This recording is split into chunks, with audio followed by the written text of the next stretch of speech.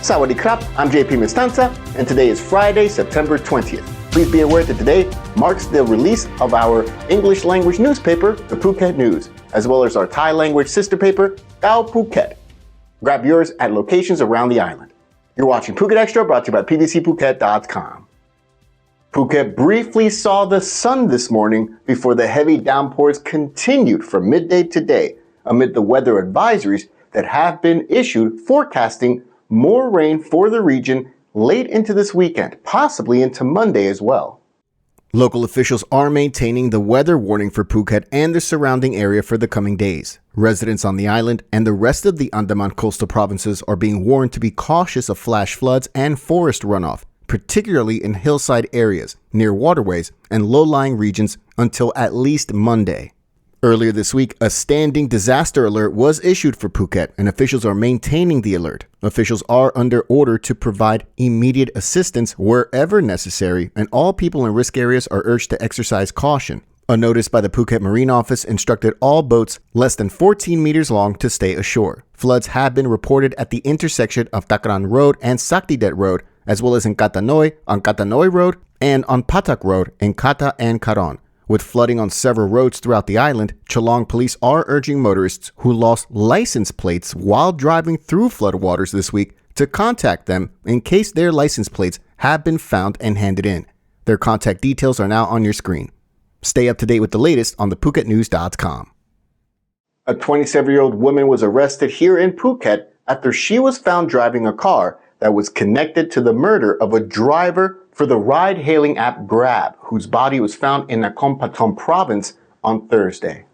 27-year-old Yatfa Kamsit was arrested without incident on Thursday night at a condo unit near the Phuket International Airport. Saku Police and Region A Police on the north of the island both arrested her because she was seen driving a black MG3 car with the same license plates connected to a murder-robbery case in Nakhon Pathom province. The case began on September 10th when 47-year-old Grab car driver Titirat Chatiput was reported missing by her family, and she was last seen driving this very car to pick up a passenger, but she never returned.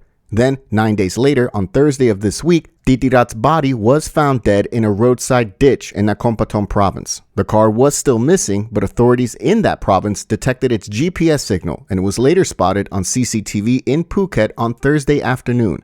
Police in the north of the island tracked down the vehicle and arrested the driver, the aforementioned Yatfa.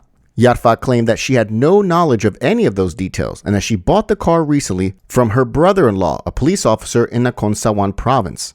Later this afternoon, authorities in Nakhon Pathom province stated that they arrested the lead suspect, a 35-year-old Thai national identified only as Narongsak. Reports say that police investigators identified Narongsak based on his criminal history, which includes multiple theft charges. He also made headlines back in August of 2010 for chaining and sexually assaulting a 13-year-old girl for a week. Police say they arrested the suspect in Nakhon Pathom, and while he initially denied his involvement, he later confessed to strangling the victim with a phone charger. He then drove the stolen car to Nakhon Sawan province to sell it, according to reports. For more, visit thephuket.news.com.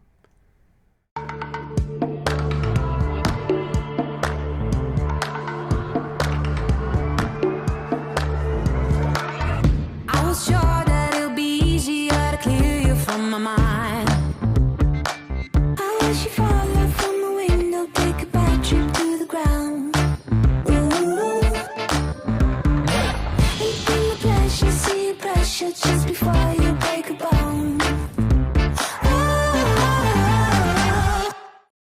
Could the uncertainty over the future of cannabis in Thailand finally be put to bed? A new bill has been proposed by the Public Health Ministry with the aim of not only restricting the plant's use for only medical purposes, but also to regulate the cannabis industry at large. Just days after the new administration of Prime Minister Paetongtarn Shinawatra took office, the Public Health Ministry has published a new proposed bill to regulate the use, sale, and overall business framework of cannabis in Thailand. The language of the proposed bill seems to show that the government has dropped its bid to reclassify cannabis as a narcotic. However, it does contain a clause that explicitly outlaws recreational use of cannabis, which was proposed by Srettha Thavisin's administration earlier this year.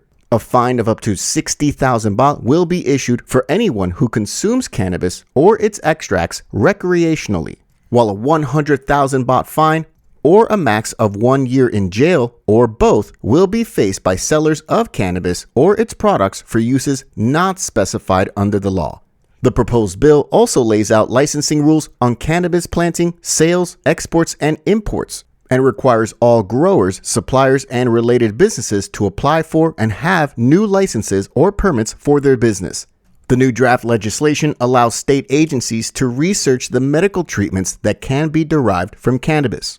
It also allows cannabis and its extracts to be used in herbal remedies, food products, and cosmetics. In addition, the new bill calls for the creation of a new Cannabis and Hemp Board, chaired by the Minister of Public Health, and would be responsible for overseeing the regulation, promotion, and safe use of cannabis in medical, agricultural, and industrial sectors.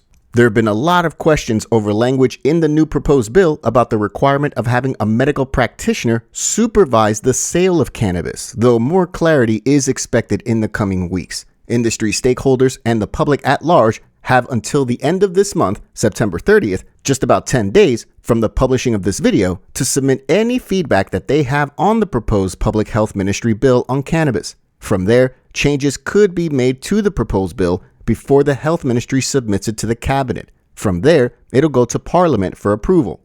The Department of Thai Traditional and Alternative Medicine has opened public consultations on the draft Cannabis and Hemp Act in Thai language, which runs from now through to the end of the month, a link for which is in the description. For more, visit the link in the description. The Drug Dealer Correction Program is being relaunched for the 4th time at the Phuket Provincial Prison, with the hope of rehabilitating prisoners and instill core values. The initiative, called the Prison Scout Volunteers for Social Development, is expected to involve other agencies in the correction and rehabilitation process. The relaunch of the program took place in a ceremony at the Phuket Prison on Thursday, led by the prison director and representatives from the Phuket Provincial Probation Office and the Phuket Promtep Scout Club.